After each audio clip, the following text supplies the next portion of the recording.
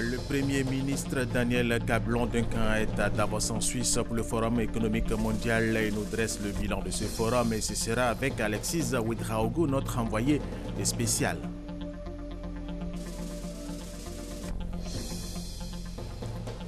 La ministre de la Communication, Bamba Afoussiata Lamine, a reçu à son cabinet hier vendredi l'ensemble du monde de la communication, un moment d'échange et de convivialité, mais surtout un moment pour dresser le bilan des activités de son ministère et les perspectives pour la nouvelle année. La neige tombe sur le nord-est des États-Unis d'Amérique. La tempête doit durer jusqu'à demain dimanche. 80 millions de personnes sont priées de ne pas se déplacer sauf en cas d'extrême urgence. Mesdames et messieurs, bienvenue et merci de suivre les informations sur RTI 1. Nous vous le disions dans nos titres, le Premier ministre Daniel Cablon-Duncan est à Davos en Suisse pour le Forum économique mondial. Il nous dresse le bilan de ce forum et c'est avec notre envoyé spécial Alexis Ouedraogo. Pourquoi la Côte d'Ivoire a-t-elle pris part cette année au Forum de Davos? Eh bien, pour attirer encore plus d'investisseurs dans le pays. Au terme de ces 3 jours de travaux, d'audience et de rencontres B2B, le chef du gouvernement annonce ses valises de bonnes nouvelles. Point fort avec le groupe Nestlé. On est venu avec beaucoup d'espoir et je pense qu'on repart aussi avec beaucoup d'espoir. En ce sens que le président de la République nous avait demandé donc de faire un certain nombre de contacts ici. Et je pense qu'on les a tous faits. Il y en a eu même quelques contacts en plus, bien sûr. Et pour être plus précis sur certains aspects, il avait demandé que nous puissions rencontrer les gens du groupe Nestlé. Ça a été fait ici. Nos amis donc, nous ont confirmé qu'ils viendront donc à Abidjan le 25 février 2016 pour la grande rencontre que nous avons avec tous les transformateurs donc, de chocolat dans le monde. Et parce que le président de la République a demandé qu'on transforme au moins 50% de nos fèves de cacao sur place. Et je pense qu'ils sont dans cet esprit-là. Autre sujet sur le cours de cette année, les populations pourront voir des réalisations réelles. Ils vont voir leurs enfants être vaccinés beaucoup plus fort, en plus grand nombre, et dans les endroits les plus reculés de Côte d'Ivoire. Ça aussi, c'est important. Ils vont voir des gens qui vont apporter de nouveaux véhicules en Côte d'Ivoire. C'est important puisque vous voyez avec les BACA qui sont fatigués, avec les accidents, il est important qu'on ait de nouveaux véhicules en Côte d'Ivoire. Ce sont des éléments concrets. Mais il faut être quelquefois patient. Ils vont voir donc des banques qui vont financer davantage d'entreprises, des PME en Côte d'Ivoire. Vous voyez, ils vont avoir des rassureurs qui vont venir en Côte d'Ivoire. Tous ces gens que nous allons rencontrer ont pris rendez-vous avec nous en Côte d'Ivoire. Daniel Cablon-Duncan a refermé ses valises.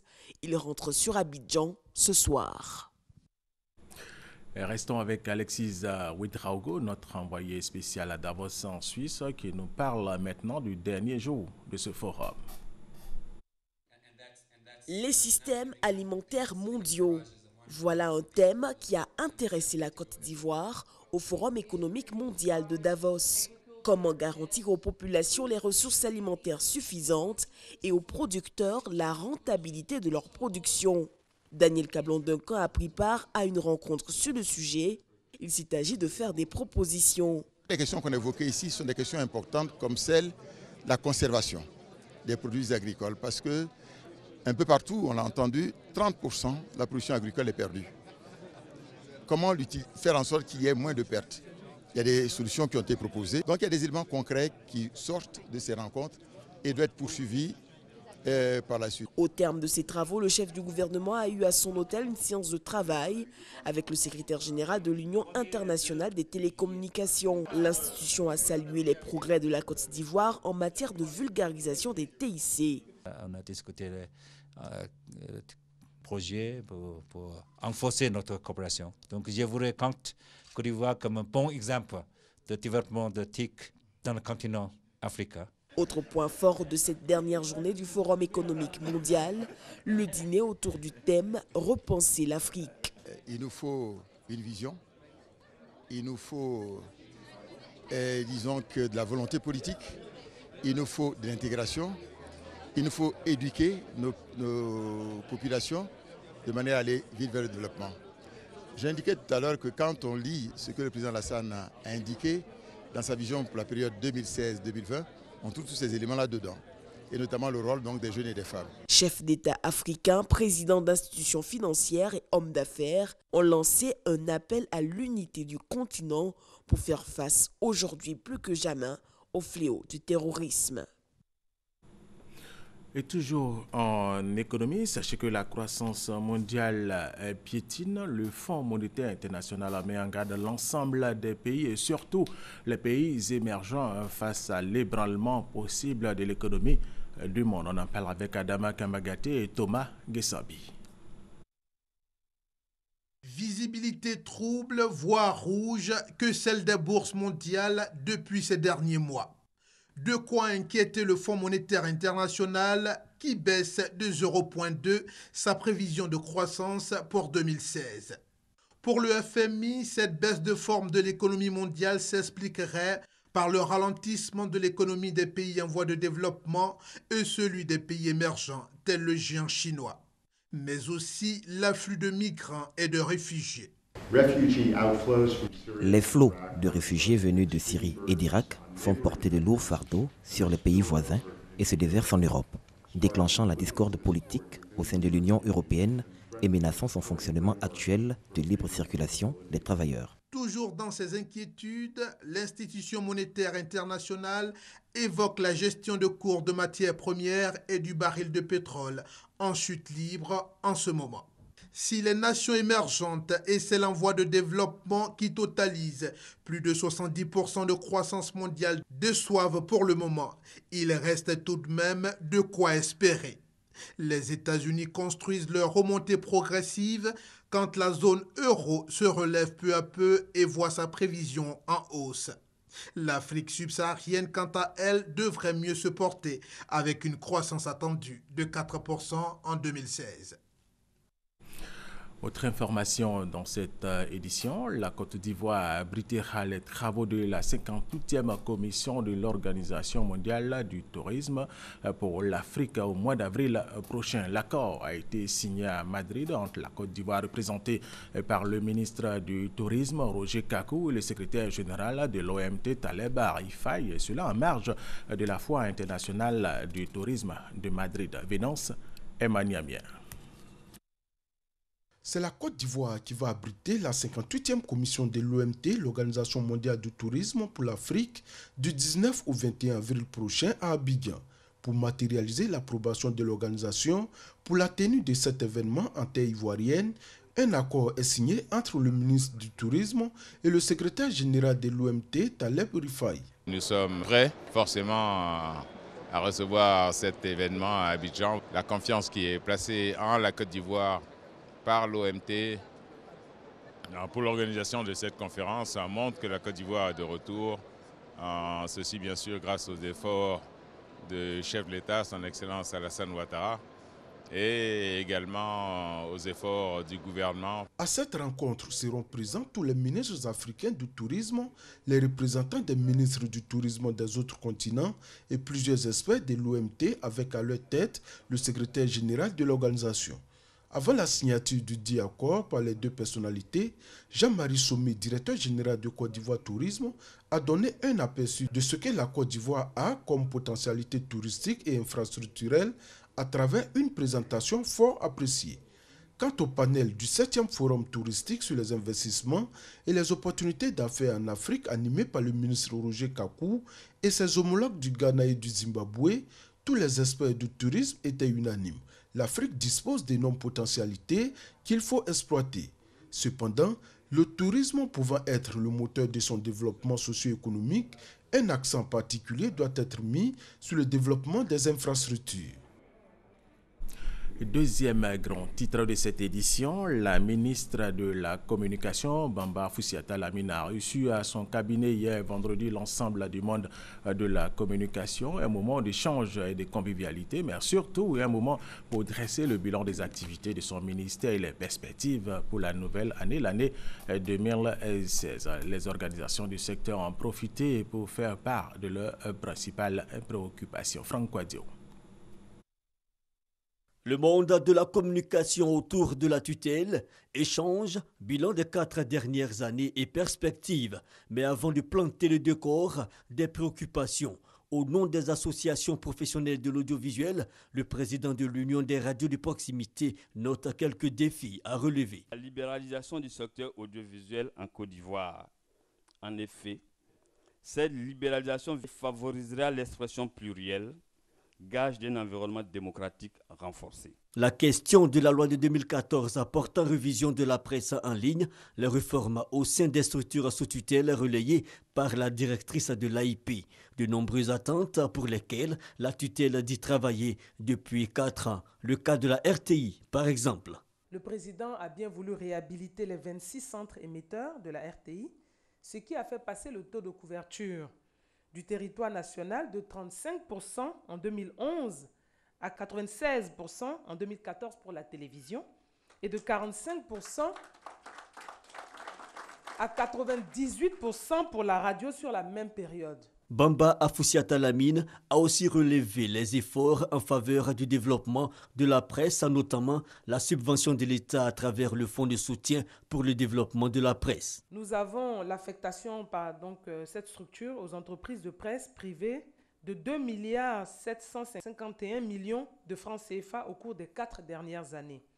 L'application que nous souhaitons intégrale de la convention collective annexe des journalistes et des professionnels de la communication depuis le mois de janvier.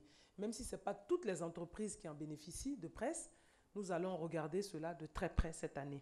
Autre motif de satisfaction, l'aide publique à la presse qui passe de 200 à 800 millions de francs CFA et bien d'autres acquis, dont le colloque sur la liberté de la presse, la loi de 2013, l'accès à l'information d'intérêt public, sans oublier les états généraux de la presse. La majorité des recommandations des états généraux de la presse ont été réalisées.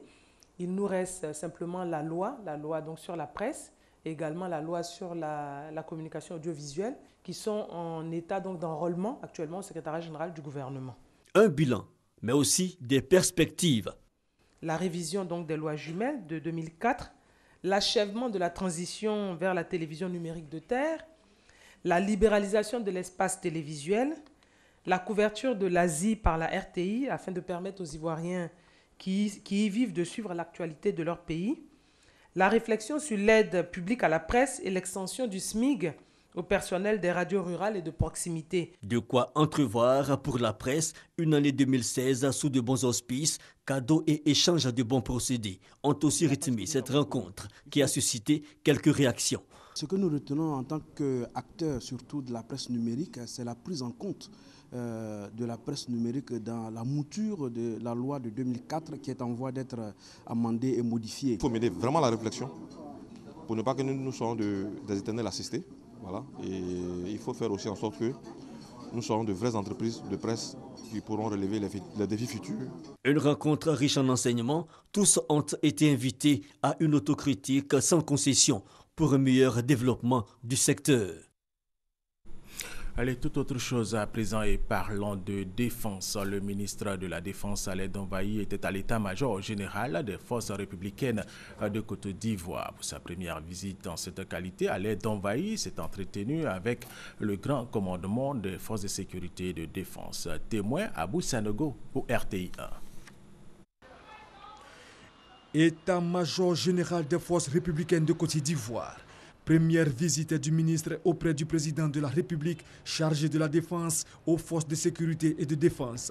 Accueilli à son arrivée par le général de corps d'armée Soumaïla Bakayoko, chef d'état-major général des forces républicaines de Côte d'Ivoire, Alain Donvaï a reçu les premiers honneurs militaires en sa qualité de nouveau ministre chargé de la défense, suivi de la revue des troupes constituée de 3 sections d'infanterie.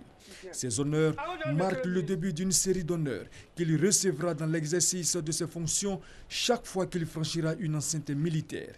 Après quoi, il s'est rendu au cabinet du chef d'état-major général des forces républicaines de Côte d'Ivoire pour un entretien avec le grand commandement des forces de sécurité et de défense. À la salle de conférence de l'état-major général des forces républicaines de Côte d'Ivoire, c'est un exposé sur le fonctionnement de l'appareil de défense ivoirien qui lui est fait. Exposé qui a permis au ministre chargé de la défense de comprendre les tenants et les aboutissants du système de défense du pays. Abou Sanogo, et ouvrons le chapitre santé de cette édition. Un nouveau centre médico-social vient d'être inauguré dans le district sanitaire de Mans. Il s'agit du centre Focolari de Mans. Il appartient à un mouvement chrétien catholique qui œuvre dans le social. F. Boué. Situé dans le quartier de Agune 2 de Mans, le centre médico-social Focolari appartient au Focolari, un mouvement chrétien catholique. C'est un hôpital de jour ouvert de 7h à 15h du lundi au vendredi. Il offre aux patients les services suivants: médecine générale, analyse de laboratoire, électrocardiogramme, pansement et chirurgie mineure, pharmacie, vaccination. En plus de cela, il dispose en son sein une unité de nutrition qui fait la prévention et le traitement des enfants souffrant de malnutrition. Comme son nom l'indique, le CMS Focolari fait du social. Un ticket patient acheté au prix forfaitaire de 3 000 francs vous donne droit à la visite chez le médecin, aux médicaments pour le traitement de la pathologie et à une hospitalisation si nécessaire. On a pris les tickets là-bas à 3 000. On a vu un médecin. Maintenant, quand il nous a reçus, maintenant il nous a dit de venir ici. Après ça, on n'a rien payé.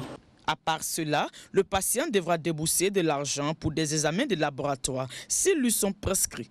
Le CMS Focolari reçoit en moyenne 70 à 80 patients par jour et fait la satisfaction de ceux qui le fréquentent. Ça fait près de 6 mois que je viens ici. Le service est vraiment impeccable. Il cherche à améliorer chaque fois que Dieu fait. On arrive et nous reçoit correctement. Bon accueil, lieu bien tenu, prise en charge immédiate, tarifs sociaux, des qualités reconnues par les usagers et qui font la fierté du directeur, le docteur Carlo Montaguti. À la tête d'une équipe de 26 personnes, il espère ouvrir d'autres services. Prochainement, l'échographie, mais si on pouvait compléter avec la radiologie, mais c'est très cher. Donc là, vraiment, on va voir si on aura les moyens de le faire. Mais parce que ce que je voudrais, que ce centre soit d'excellence dans les diagnostics. En faire un centre d'excellence au niveau du district sanitaire de Mans veut rééditer au cours de la récente cérémonie officielle d'inauguration qui a enregistré la présence du nonce apostolique en Côte d'Ivoire, Monseigneur Joseph Spiteri, et de bien d'autres personnalités de la région du Tonkpi.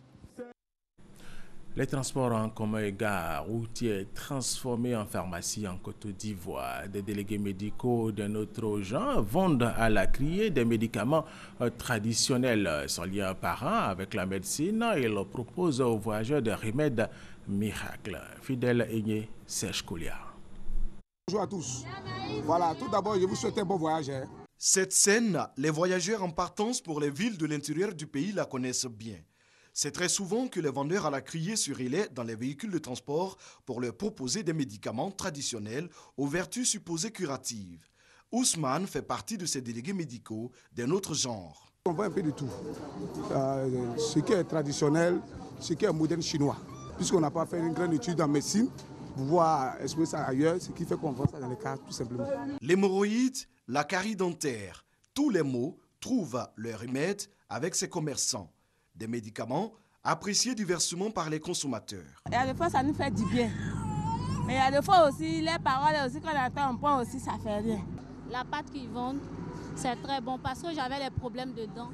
Ça m'a beaucoup aidé. Cette activité exercée sans aucune qualification crée une certaine anarchie dans un secteur aussi sensible que celui de la santé. Une situation préoccupante pour le président de la Confédération des associations des praticiens de la médecine traditionnelle de l'Afrique de l'Ouest. Ces praticiens de médecine traditionnelle doivent détenir une carte de la Fédération des praticiens de la médecine traditionnelle.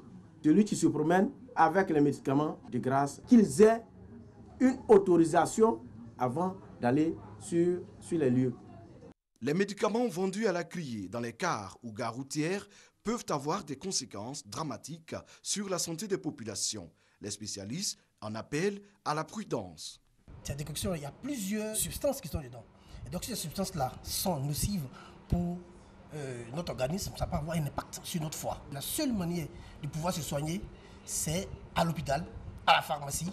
La vente à la criée de médicaments est une pratique non conventionnelle. Elle est interdite par l'État de Côte d'Ivoire. Les contrevenants s'exposent à la rigueur de la loi. Les utilisateurs, quant à eux, doivent se référer à des spécialistes de la médecine traditionnelle en cas de besoin. Allez, changeons de sujet. Les élèves de la ville de Grand Lahou ont désormais une bibliothèque municipale offerte par la mairie de Grand Lahou et équipée entièrement par l'ambassade des États-Unis d'Amérique en Côte d'Ivoire. L'ouverture de cette bibliothèque s'est déroulée en présence de l'ambassadeur des États-Unis d'Amérique en Côte d'Ivoire, Terence McCulloch, doigt de laser. Des acclamations nourries. Les élèves de la ville de Grand Lahou et leurs parents expriment la joie de recevoir sur leur sol l'ambassadeur des États-Unis en Côte d'Ivoire. Son Excellence Terence McCulloch a offert à la bibliothèque municipale des outils informatiques, des livres et des romans.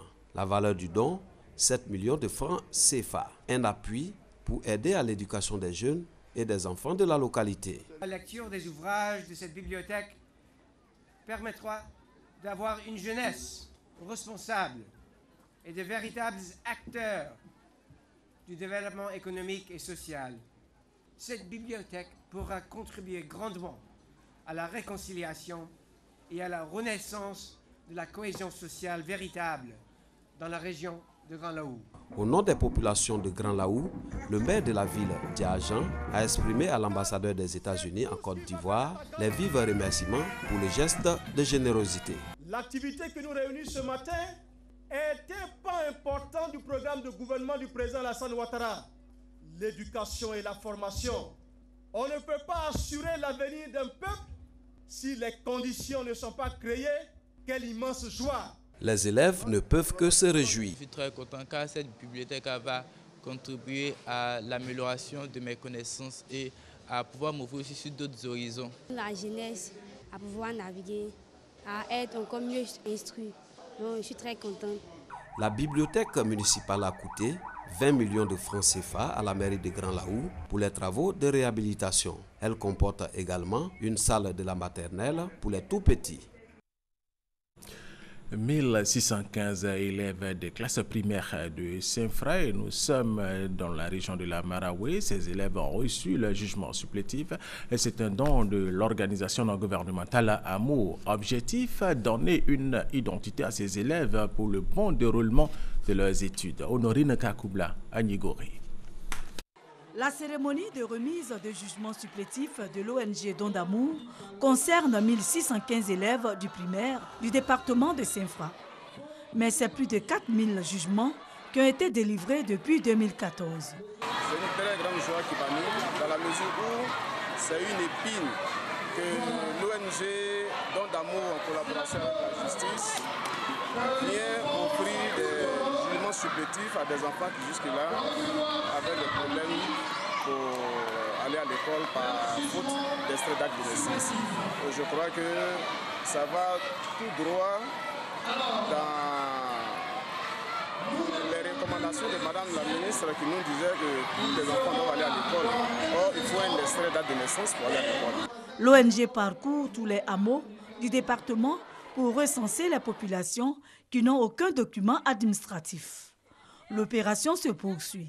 Le président de l'ONG Don d'Amour exhorte les parents d'élèves et les chefs de communauté à poursuivre la sensibilisation pour qu'ils fassent les déclarations de naissance dans les délais prescrits par la loi. La mairie d'Abobo a procédé à la remise d'importants dons aux enfants et parents des quartiers démunis de la commune d'Abobo. Cette œuvre a été possible grâce à la contribution personnelle du maire d'Abobo, Adama Tonkara. Vénance Emmagnamia. Le maire de la commune d'Abobo, aux côtés des enfants des couches défavorisées de sa cité. Pour leur témoigner son soutien, il leur a fait don de plusieurs kits alimentaires et des présents de diverses natures. Chargés de la répartition des dons, les agents du service socio-culturel de la mairie d'Abobo ont sillonné plusieurs quartiers de la commune, entre autres PK18, Sagbé, BC et Biabou. C'est une satisfaction pour nous de mener cette action à l'endroit des enfants. Donner la joie des enfants, c'est procurer du bonheur et c'est s'attirer en même temps du bonheur. Donc nous disons vraiment grand merci au ministre Adama Tonkara qui pour nous représente le président de la République au niveau de la commune. Et c'est une continuité puisque c'est l'œuvre du président qu'il essaie d'accomplir. Recevant les différents dons, les bénéficiaires ont traduit leur reconnaissance au maire pour ce geste de haute portée sociale. Monsieur le maire, pour ce bon geste qu'il fait à l'honneur des enfants de BC, nous le remercions beaucoup, que Dieu le bénisse. Nous sommes très contents. Très contents, c'est pour la première fois qu'une telle cérémonie arrive dans le quartier, surtout que ça vient de notre maire Adama Tounkara, que nous disons toujours merci. Nous lui disons merci à tout moment. Les émissaires du maire Adama Tounkara ont souligné que cette initiative va se poursuivre afin de permettre aux enfants d'Abobo d'être épanouis. Le premier trimestre de chaque année constitue une période propice aux feux de brousse au centre et au nord de la Côte d'Ivoire. À Sakassou, au centre du pays, l'heure est à la sensibilisation pour éviter toute surprise. Soro Corona, Kwadjo Kwame, RTI Boaké. Selon la direction régionale des eaux et forêts de Gbeke, 13 personnes, dont 3 écoliers, ont péri dans les flammes causées par les feux de brousse ces 3 dernières années. De nombreuses plantations de caféiers, de cacaoyers et d'anarcadiers ont été également ravagées par les feux. Pour le directeur régional, les conseils en matière de lutte contre les feux de brousse doivent être respectés par les populations pour éviter de tels dégâts. Les feux de brousse ont plus de conséquences négatives que de conséquences positives. Il faut aussi mettre en place des pare-feux. Il faut également que toute la population, les chefs du village, l'administration, puissent sensibiliser les uns les autres. À Sakassou, les autorités administratives du département privilégient la voie de la formation et de la sensibilisation. Les chefs de village, présidents des comités villageois de lutte contre les feux de brousse, ont échangé avec le préfet sur la question. Kwaku Ange Kikaya a exhorté les têtes couronnées à respecter et à appliquer les mesures pour combattre les feux de brousse. Les personnes donc, qui vont brader, qui vont vouloir saper le travail donc, des comités de lutte contre les feux de brousse, que ces personnes-là soient appréhendées. Nous allons les sensibiliser davantage pour que de façon totale, les feux de brousse disparaissent totalement donc, dans notre département. À Sakassou, déjà plus de 10 hectares d'anarcadiers et des centaines de kilomètres de forêts domestiques ont été ravagés par le feu. Et vous le connaissez certainement, Manu Dibango est à Abidjan depuis jeudi à l'occasion de la 9e édition du marché des arts et du spectacle africain Massa. Il a animé une conférence de presse où il a tenu à raconter à la nouvelle génération son passage à Abidjan en tant qu'artiste musicien. Il avait à ses côtés Paul Wassaba, Diabo Stek et Georges Taï Benson. Serge Colliard. Souvenir. Les années Manu Dibango en Côte d'Ivoire ont marqué le monde culturel et artistique. Georges Taï Benson, Diabo Stek, Paul Wassaba, Balé Blésiri Camille, BBC et bien d'autres en parlent avec beaucoup de nostalgie. On y faisait de la musique grâce à Bonkana d'abord et surtout grâce à Manu Dibango. Et cet orchestre est parti un peu aux 4 coins de la terre et notamment à l'Olympia. J'ai dit s'il n'y avait pas eu Manu Dibango saxophoniste, la musique aurait été une erreur. J'ai été positivement influencé par sa vie, par la manière dont il travaille, par la manière dont il comprend les choses et par son ouverture. Ex-directeur de l'orchestre de la RTI, Manu Dibango est un artiste au talent mondialement reconnu. Pluri-instrumentiste, chanteur, saxophoniste, tromboniste, maître du clavier. Le précurseur de l'ethno-jazz et de la world music s'est aussi surmémoré sa vie à Abidjan, une expérience qui a enrichi sa riche carrière. Comme je dis, une maison a toujours besoin de fondation. Voilà. Maintenant, nous avons œuvré à un moment donné et apparemment ça a donné puisque après notre départ, les Alpha Blondy, tout ça là sont arrivés. Et puis vous occupez une grande place dans la musique, dans les musiques africaines. Maintenant, la Côte d'Ivoire, il faut compter avec elle. Convivialité, hommage à un maître ont meublé cette causerie initiée par la direction générale du Massa. Invité d'honneur de la 9e édition du Massa, Manu Dibango est arrivé en Côte d'Ivoire le jeudi 21 janvier. Il a animé une conférence de presse à l'aéroport international Félix Houphouët-Boigny. L'artiste se réjouit d'être associé au marché des arts du spectacle africain et promet un grand spectacle ce samedi soir au Palais de la Culture de Treichville pour annoncer les couleurs de cet événement grandiose. En Haïti, le processus électoral a soulevé tant de polémiques que le Conseil électoral provisoire a décidé de le reporter.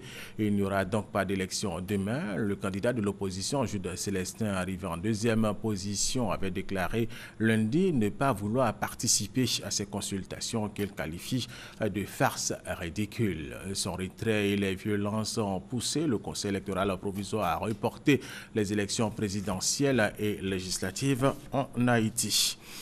La neige tombe et tombe sur le nord-est des États-Unis d'Amérique. La tempête doit durer jusqu'à demain dimanche. 80 millions de personnes sont priées de ne pas se déplacer, sauf en cas d'extrême urgence. Une rafale de vent de près de 90 km/h et une pluie de neige pouvant atteindre jusqu'à 60 cm de hauteur guettent l'est des États-Unis. 50 millions de personnes devraient être touchées par cette tempête hivernale annoncée pour cette fin de semaine par le service météorologique américain. Elle pourrait être, si cela se confirme, l'une des pires tempêtes de neige de l'histoire récente de l'Est des USA. Les habitants la considèrent déjà comme un danger de mort. Ils se ruent dans les supermarchés pour faire des provisions. Car Métrobus, Vol, tout restera au point mort durant le week-end, ont annoncé les autorités fédérales de l'Est des USA. Selon le Washington Post, jamais le métro de la ville n'a été fermé pour une si longue période en plus de 40 ans d'existence. En début de week-end, ce sont près de 2400 vols qui ont été annulés et plus de 4500 pour cette fin de semaine. Le maire de Washington a même annoncé la fermeture des écoles publiques. Preuve que le pays est en alerte maximale pour un état d'urgence. Ben Touré, Thomas Guessambier, c'est la fin de cette édition. Merci de l'avoir suivi. Restez avec nous sur RTI 1.